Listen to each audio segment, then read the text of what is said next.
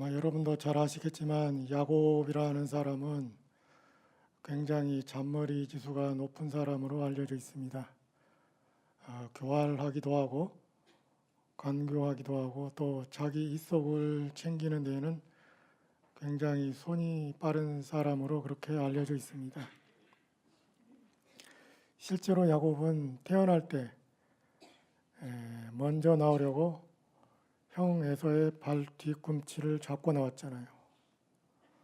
또 나중에 젊었을 때는 형 에서가 사냥을 하고 돌아와서 피곤하고 배가 고플 때 일부러 팥죽을 끓여서 형에게 주면서 형의 장자권을 나에게 팔아넘기면 이 맛있는 팥죽을 내가 형에게 주겠습니다. 이렇게 해서 결국 에서의 장자권을 사들이기도 했죠. 아버지 이삭이 연로해서 이제 큰아들 에서에게 축복을 하고자 했을 때에 에서가 사냥을 나간 그 틈을 타서 야곱이 형 에서로 위장해 가지고 아버지를 속이고 자기가 큰아들 에서인 것처럼 해서 형 에서가 받을 축복을 가로채는 그런 나쁜 짓을 행하기도 했습니다. 그래서인지 야곱의 삶은 그렇게 평탄하지가 않았어요. 나중에 요셉이 애굽의 총리가 되었을 때 야곱 일가족이 전부 이집트로 옮겨가게 됐잖아요. 그때 야곱이 바로 왕을 만나면서 한 말이 있습니다. 창세기 47장 9절에 보면 야곱이 바로에게 이렇게 말합니다. 내 나그네 길의 세월이 130년이니이다. 내 나이가 얼마 못 되니 우리 조상의 나그네 길의 연조에 미치지 못하나 험악한 세월을 보냈나이다. 자기 삶을 일컬어서 나그네 세월이라고 말하면서 험악한 세월을 보냈다라고 말합니다. 실제로 야곱은 진짜 험악한 삶을 살았어요. 형 에서가 받아야 할 복을 가로챘잖아요. 에서가 분노했습니다. 그래서 야곱에게 보복하려고 했잖아요. 그것을 알아채고서 야곱이 고향인 브엘세바를 떠나서 외삼촌 라반이 살고 있던 하란으로 도망갑니다. 굉장히 먼 길이거든요. 400-500km 정도. 서울, 부산보다 좀 더 먼 길입니다. 그때는 지금처럼 발달된 교통수단이 전혀 없었죠. 자전거도 오토바이도 자동차도 기차도 아무것도 없어요. 그냥 걸어서 가는 거예요. 수개월이 걸리죠. 게다가 사람 몸 하나가 가지고 갈 수 있는 짐에도 한계가 있죠. 아무리 많은 식량과 물을 챙겨 나간다고 해도 며칠분밖에 못 가져갑니다. 그러니까 중간에 물이나 음식은 사 먹든가 알아서 구해 먹어야 돼요. 게다가 혼자 가는 장거리 여행이잖아요. 맹수의 공격을 받아서 죽을 수도 있고 강도를 만나서 가진 것을 다 빼앗길 수도 있는 그런 위험한 여행입니다. 그 위험한 여행을 잘 마치고 외삼촌 라반의 집에 도착했잖아요. 그리고 외삼촌 라반의 집에서 20년 동안 고생을 진짜 많이 했어요. 처음에는 외삼촌 라반과 야곱 사이에 별다른 갈등이 없었죠. 그냥 외삼촌과 조카의 관계일 뿐이었어요.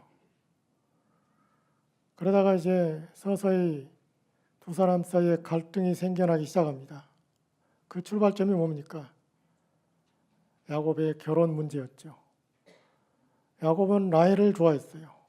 라헬을 사랑했습니다. 그래서 라헬과 결혼하기를 원했어요. 라반도 허락했습니다. 근데 첫날 밤 라반이 야곱을 속였죠. 동생을 먼저 보내는 법이 없다라는 구실로 레아를 야곱의 방에 들여보낸 거예요. 그때 당시에 여자가 결혼을 하면 신랑 측에서 여자의 집에 신부값을 지불해야 됩니다. 당시에는 여자이건 남자이건 상당히 중요한 노동력의 근원이 되죠. 그래서 여자 한 명이 결혼해서 집을 떠나게 되면 한 사람의 노동력 손실이 생기는 거예요. 그것을 보충해 주는 게 신랑이 신부 집에 드리는 신부값입니다. 근데 야곱은 혈혈단신으로 고향인 브엘세바를 떠나왔잖아요. 가진 게 없어요. 신부값으로 드릴 게 없다 그 말이죠. 그래서 할 수 없이 7년 노동력을 신부값으로 지불합니다. 그리고 얼마 후에 자기가 진짜 사랑했던 라헬과 결혼하게 되고 또 라헬을 위한 신부값을 지불하기 위해서 또 다시 7년의 노동력을 신부값으로 지불하는 것이잖아요. 레아를 위해 7년, 라헬을 위해 7년, 14년의 노동력을 라반에게 지불했어요. 그러니까 그 14년 동안은 야곱은 자기 자신의 독립적인 경제를 이룰 수가 없는 거예요. 고스란히 외삼촌 라반에게 노동력을 다 바쳤으니까요.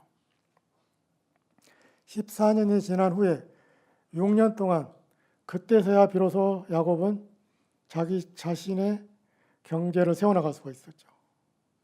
감사하게도 하나님께서 야곱과 함께 하셨고 하나님의 은혜로 인해서 야곱이 큰 부자가 됐습니다. 그런데 라반의 아들들이 그것을 그냥 보고만 있지 않았죠. 시기하고 질투했습니다. 그러면서 요즘 흔히 말하는 가짜 뉴스를 퍼뜨렸어요. 야곱이 우리 아버지의 재산을 훔쳐가지고 부자가 됐다. 아버지의 돈을 빼앗아서 부자가 된 것이지 스스로의 노력으로 부자가 된 게 아니다. 이렇게 헛소문을 퍼뜨리고 다녔어요. 아버지 라반의 귀에도 들어갔습니다. 라반의 얼굴색이 달라졌잖아요. 야곱을 대하는 태도가 예전 같지 않았습니다. 야곱도 그것을 피부로 느꼈어요. 바로 그 무렵에 하나님께서 야곱을 만나셨습니다. 야곱을 찾아오셨어요. 그리고 고향으로 돌아가라고 말씀하셨어요. 내가 너와 함께 있을 것이니 걱정하지 말아라. 내가 고향에 도착할 때까지 내가 너와 함께 있으며 너를 지켜줄 것이다. 그러니 걱정하지 말고 고향으로 돌아가도록 해라. 그렇게 하나님께서 약속하셨어요. 그래서 힘을 얻은 야곱이 심부름꾼을 라헬과 레아에게 보냈습니다. 가축대가 있는 들판으로 불러냈습니다. 그리고서 거기서 야곱이 자초지종을 말합니다. 나를 대하는 아버지 라반의 태도가 예전 같지 않다. 그러나 하나님이 항상 나와 함께 하셨다. 그러면서 내가 이제까지 아버지 라반을 위해서 정말 고생과 수고를 많이 했지만 아버지 라반은 내게 품삯을 제대로 준 적이 없다. 10번씩이나 품삯을 바꿔치기 했다. 그럼에도 하나님께서 자신을 지켜주셨고 재산을 불려주셨고 부자가 되게 하셨고 이제는 고향으로 돌아가게 말씀하셨다. 이런 얘기를 라헬과 레아에게 해 주었습니다. 라헬과 레아는 야곱의 말을 듣고 크게 공감을 했어요. 우리 아버지가 나쁘게 행했네요. 하나님 말씀대로 행하세요. 그래서 마음을 굳힌 야곱은 식구들 모두를 데리고 그동안 모았던 재산을 전부 다 챙겨가지고 고향 브엘세바로 도망을 갑니다. 아무 때나 갈 수가 없잖아요. 라반이 안 볼 때 가야 되잖아요. 때마침 라반이 양털 깎기 축제를 할 때가 왔어요. 유목하는 사람들에게 양털 깎는 것은 축제마당입니다. 왜냐하면 한 해 가장 큰 수입이 들어올 때가 바로 그때거든요. 양털 깎아서 팔아가지고 그 돈으로 이제 먹고 사는 거예요. 3일 동안 축제를 합니다. 야곱은 그때가 가장 좋은 기회라고 생각을 했어요. 외삼촌 라반이 양털 깎기 축제를 하려고 들판으로 나갈 때 그때 도망가면 되겠구나.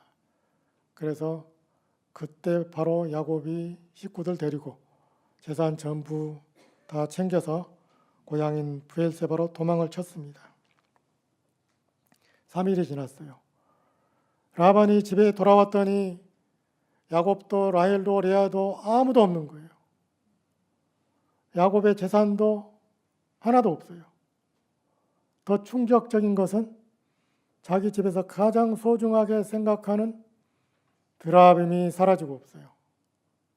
야곱이 도망갈 때 라헬이 몰래 드라빔을 훔쳤기 때문이죠. 드라빔이 왜 중요했을까요? 수호신상입니다. 그리고 상속권을 주장할 수가 있어요. 드라빔을 가지고 있으면 상속권을 주장할 수가 있어요. 그것을 라헬이 아무도 모르게 훔쳤어요. 그러니까 라헬도 상당히 머리가 잘 돌아가는 사람이죠. 왜 야곱이 처음에 라헬을 좋아했을까요? 서로 통하는 게 있으니까 그렇죠. 라헬도 야곱 못지않은 거예요. 남편에게도 말하지 않고 그 귀한 물건을 훔쳤어요. 낙타 안장 밑에 감투어 두었습니다. 라반이 드라빔 없어진 걸 알고 놀라가지고 맹추격을 해서 야곱을 따라잡았어요. 그리고 야곱에게 말했죠. 왜 말도 없이 식구들을 다 데리고 도망을 쳤느냐. 무엇보다도 왜 우리 집에 가장 소중한 물건인 드라빔을 훔쳐갔느냐. 그러니까 야곱은 깜짝 놀라죠. 전혀 모르는 사실이잖아요. 라헬이 말한 적이 없으니까. 아니 외삼촌 무슨 말씀이세요? 정말 서운하게. 저는 드라빔 손도 댄 적이 없습니다. 만약에 우리 중에 누가 드라빔을 훔쳤다고 하면 그 사람은 죽여도 괜찮습니다. 만약에 내가 우리 집안 식구들 중에 누구라도 삼촌의 집에서 뭐 하나라도 물건을 훔쳤다면 그 사람은 죽여도 괜찮고 내 물건을 다 외삼촌이 가져가도 괜찮습니다. 그러자 라반이 야곱의 짐을 다 뒤졌어요. 아무리 찾아도 드라빔이 나오지 않죠. 찾지 못하는 게 당연한 거 아니에요. 라헬의 낙타 안장 밑에 잠자고 있으니까. 수호신상인데 라헬의 엉덩이 밑에 깔려서 꼼짝 못하는 그 수호신상을 생각을 해보세요. 문자 그대로 신이거든. 신상인데 그것도 라헬이 아버지에게 뭐라고 그랬어요? 아버지 죄송합니다. 제가 내려가야 되는데 내려가서 인사해야 되는데 생리 때문에 못 내려갑니다. 레위기에 보면 생리하는 여성은 부정한 여인으로 간주됐잖아요. 부정한 여인의 엉덩이 밑에 깔려서 꼼짝달싹 못하는 그 불쌍한 수호신상을 생각해 보세요. 결국 라반은 찾지 못합니다. 심증은 있는데 물증이 없는 거예요. 틀림없이 저놈이 훔쳐가지고 어디다 몰래 감춰두었는데 언젠가는 드라빔을 들고 찾아와서 상속권을 또 주장할 것이다. 저 머리 잘 돌아가라는 놈이 그냥 가만히 있을 리가 없다. 대책을 세워야 되겠다. 그래서 야곱과 함께 돌무더기를 쌓아올잖아요. 그리고 불가침 협정을 맺죠. 이 돌무더기를 넘어서 절대 오지 말아라. 아예 쐐기를 박아놨습니다. 예방주사를 놓은 거죠. 틀림없이 드라빔을 가지고 언젠가는 찾아와서 상속권을 주장할지도 모르니까 원천 봉쇄하자. 그래서 히브리어로 그 돌무더기를 갈르엣이라고 했고 또 라반이 또 아람어를 사용하기 때문에 아람어로 여갈사두다라고 하는 이름을 붙였어요. 절대 넘어오지 말아라. 그러니까 라헬은 고생 끝에 드라빔을 훔쳐가지고 낙타 안장 밑에 깔고 있었는데 물거품이 되어버렸어요. 왜? 돌무더기 넘어서 못 들어가니까. 상속권을 주장할 수 없게 돼버렸잖아요. 바로 그 상황에서 이제 야곱이 외삼촌에게 항의합니다.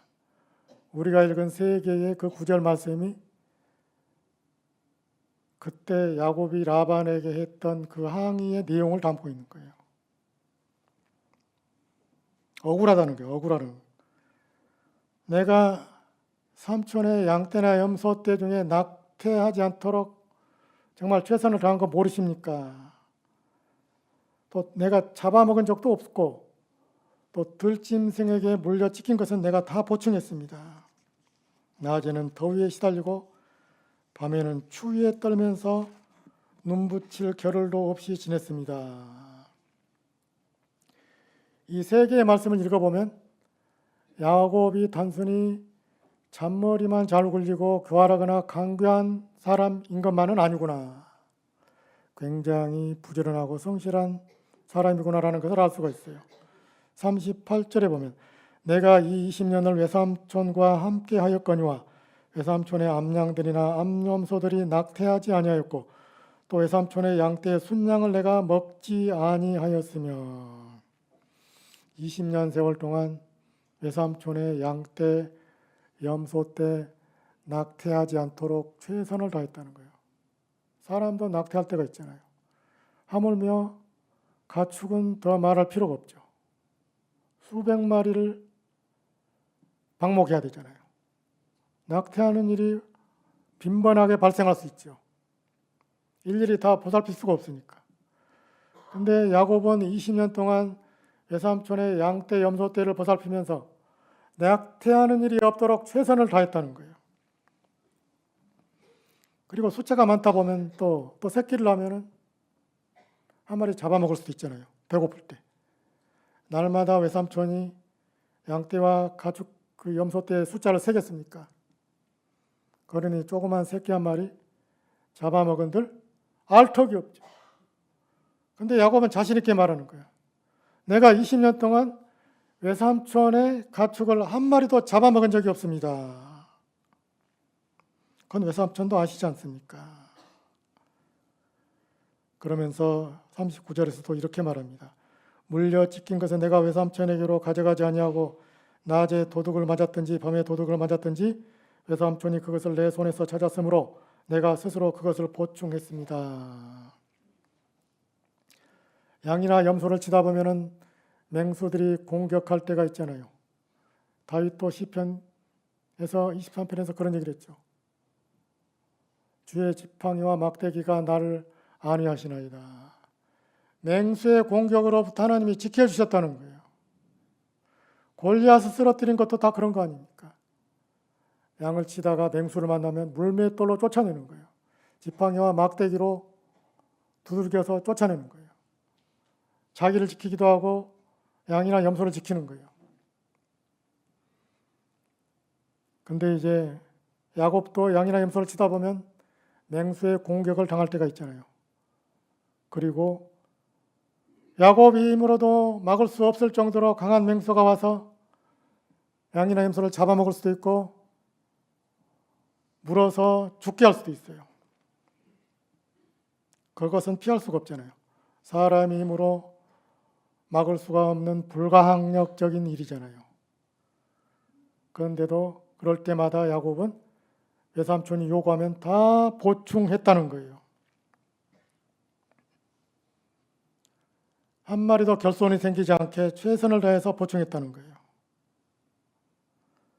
그러면서 마지막 결론적으로 40절에서 이렇게 말합니다. 내가 이와 같이 낮에는 더위와 밤에는 추위를 무릅쓰고 눈붙일 겨를도 없이 지냈나이다. 이쪽 저기 아열대 지방이라 낮에는 진짜 덥습니다. 성지순례에 가보면 알 수가 있어요. 낮에는 더워요. 근데 해가 지고 나면서부터는 온도가 툭 떨어집니다. 추운 거예요. 근데 수백 마리의 양과 염소를 치다 보면 낙태하지도 않고 맹수의 공격으로 또 막으려면 쉽게 잠을 잘 수가 없잖아요. 깊은 잠을 잘 수가 없어요. 낮잠은커녕 밤에도 쉽게 잠을 잘 수가 없죠. 춥기도 하고 또 양이나 염소를 지켜야 되니까. 그런 세월이 20년이었다고 말이에요. 얼마나 야곱이 고생했는지를 알 수가 있죠. 그러면서 우리는 이 말씀을 통해서 야곱이 교활하고 간교한 사람인 줄만 알았더니 그게 아니구나. 굉장히 부지런하고 성실한 사람이었구나라는 것을 알 수가 있습니다. 교활한 것도 사실이지만 성실한 것은 그 이상이었다는 거예요. 하나님께서 야곱의 이러한 모습을 보고서 그에게 복을 주신 것이 아니냐라고 우리는 생각할 수가 있습니다. 만약에 야곱이 교활하게만 한 사람이었다면 절대 하나님의 그런 큰 복을 받을 수가 없어요. 본질적으로 하나님의 은혜는 조건 없이 누구에게나 주어지는 것이지만, 그리고 인간의 품성에 매이는 것이 아니지만, 그럼에도 불구하고 하나님은 준비된 사람들에게 복을 주시는 분입니다. 그렇다고 야곱처럼 교활하고 간교하게 살라는 게 아닙니다.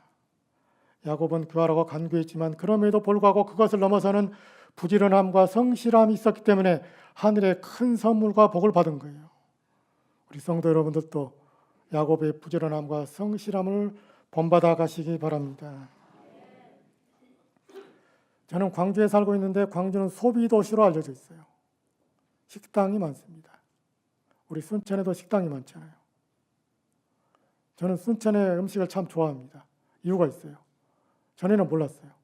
오래전에 배를 타고 북한에 간 적이 있어요. 그때는 남북 소통이 가능했습니다. 그리고 육로로는 못 올라가고 해로로밖에 못 올라갔어요. 내려올 때는 판문점으로 용도로 내려왔어요. 올라갈 때는 배로 갔어요. 몇 시간 동안 배를 타고 가는데 그 승객들 중에 연세가 많은 낚시꾼 한 명이 있었어요. 그분이 말을 재미있게 잘해요. 그분이 이제 그런 얘기를 하는 거예요. 내가 전국을 다니면서 낚시를 수십 년 동안 해봤는데 낚시하다 보면은 식당에 가서 밥을 먹는 일이 자주 생기고, 그래서 전국의 식당을 다 맛을 봤다. 근데 대한민국에서 음식이 가장 맛있는 곳이 있더라. 그곳이 어디냐?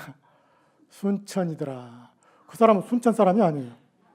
원래 이북 사람입니다. 근데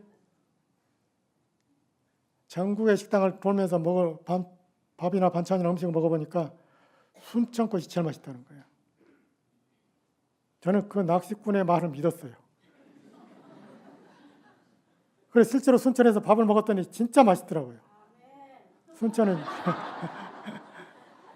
진짜 밥이고 반찬이고 음식이고 다 맛있는 곳입니다. 광주도 맛있지만 순천은 못 따라가는 것 같아요. 식당을 다니다 보면은 잘 되는 때가 있고 안 되는 때가 있어요. 똑같은 조건인데도 어떤 식당은 잘 됩니다. 메뉴도 비슷한데 주차장도 똑같이 넓어요. 모든 조건이 비슷한데 이상하게 한쪽은 손님이 많고 한쪽은 손님이 적은 그런 경우가 있어요.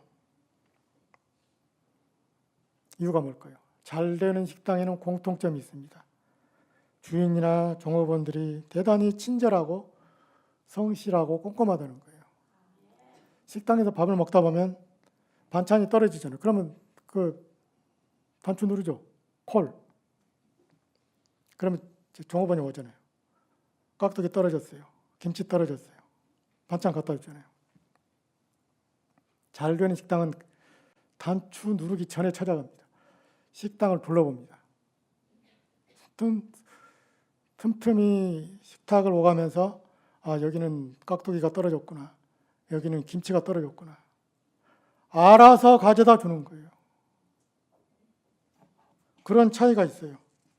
TV에서도 한번 실험을 한 적이 있어요. 저도 그걸 봤습니다. 잘 안 되는 식당의 종업원들을 잘 되는 식당으로 보냈어요. 잘 되는 식당에 일을 하게 했어요. 그랬더니 잘 안 되는 식당의 종업원들이 잘 되는 식당의 그 업무나 작업량을 못 따라가는 거예요. 너무 피곤해가지고. 그만큼 잘 되는 식당의 종업원들이 부지런하고 성실하고 꼼꼼하다는 얘기가 되죠. 절대 재수가 좋아서 잘 되는 법이 없습니다. 손님들을 비싼 음식을 시키건 싼 음식을 시키건 사람을 차별하지 않고 똑같이 친절하게 대해주고 꼼꼼하게 챙겨주니까 그것이 많은 손님들을 오게 하는 것이잖아요. 병원도 마찬가지죠. 병원에서 가장 중요한 것은 의사의 실력이죠. 환자를 딱 보고 한눈에 알아보는 거. 이분은 어디가 아프구나. 이럴 때는 어떻게 처방을 해야 되겠다. 어떤 약을 먹는 게 좋겠다. 금방 알잖아요.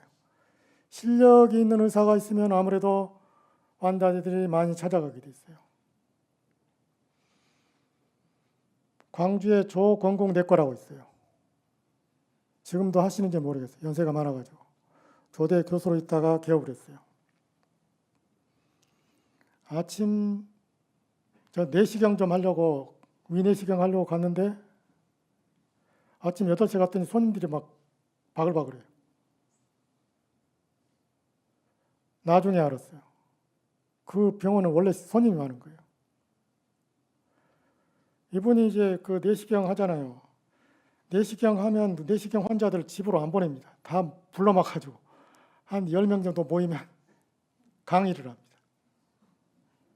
여러분들은 다 정신적으로 문제가 있습니다. 아무것도 아닌데 괜히 신경 써가지고 속이 더 부어가. 정신관리 잘하세요. 물어보지도 않았는데 막 다 친절하게 설명을 해주는 거예요. 그러니까 이제 그 의사 선생님의 설명을 들으니까 막 속이 불편한 거 다 사라지고 없어요. 한마디 말해. 그러니까 아침 8시가 되기도 전에도 손님들이 와가지고 기다리고 있는 거예요. 먼저 하려고. 저희 아이들이 어렸을 때 소아과 병원을 자주 갔습니다. 그분도 전대병원에서 교수로 있다가 개업을 했어요. 그분은 물어보면 대답을 잘 안 해주더라고요. 대답을 안 해주기도 하고 표정이 없어요. 바로 전에 그 내시경 그분은 그냥 막 웃으면서 여러분 정신에 문제가 있어요. 정신을 고치세요. 근데 이 소아과 병원 의사는 실력은 있는 것 같아요. 말을 안 해요. 표정도 없고 친절하지도 않고 물어보면 물어보는 대로 대답을 해줘야 되는데 답이 없어요. 가고 싶은 마음이 사라지죠. 그래서 몇 번 가다가 안 갔어요. 저 같은 손님이 저뿐이겠어요. 상당히 많은 손님들이 그랬을 거예요. 몇 년 후에 그 병원을 딱 지나가서 보니까 병원이 사라지고 없더라고요.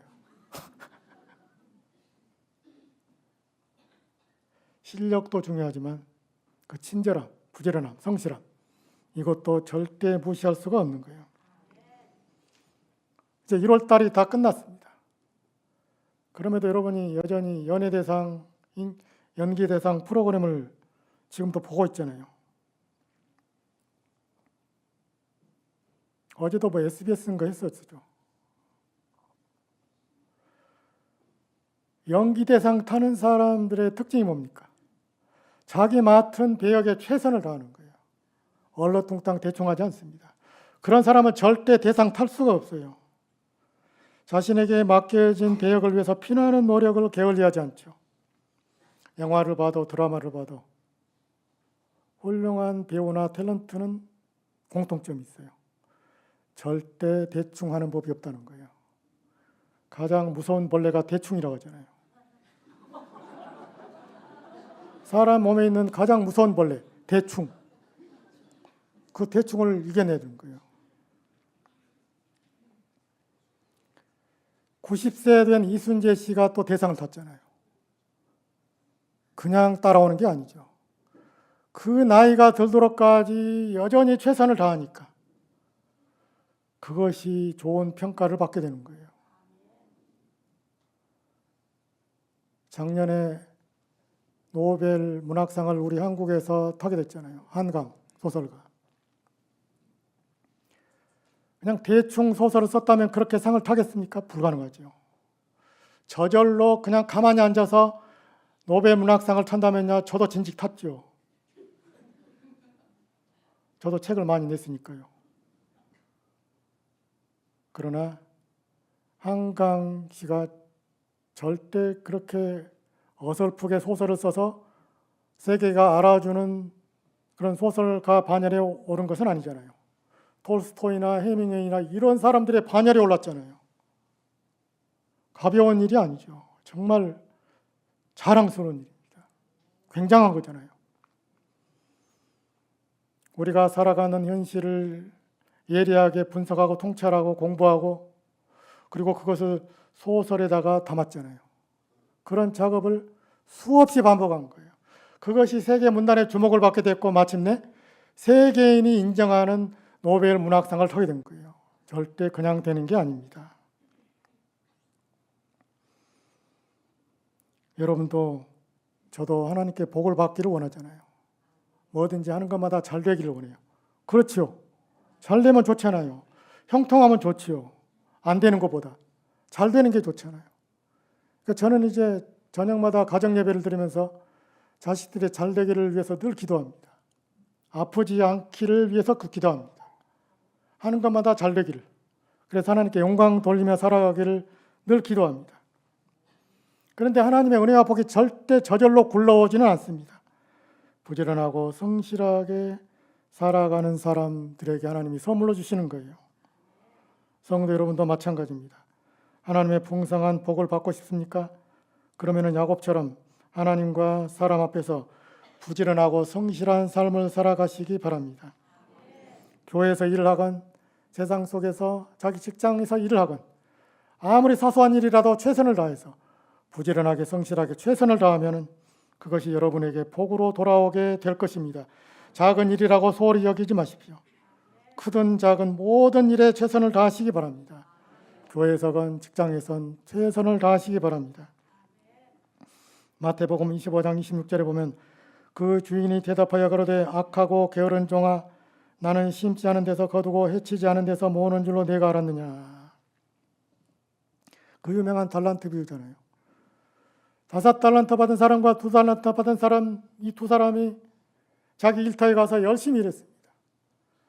또 다시 5개와 2개를 벌었어요.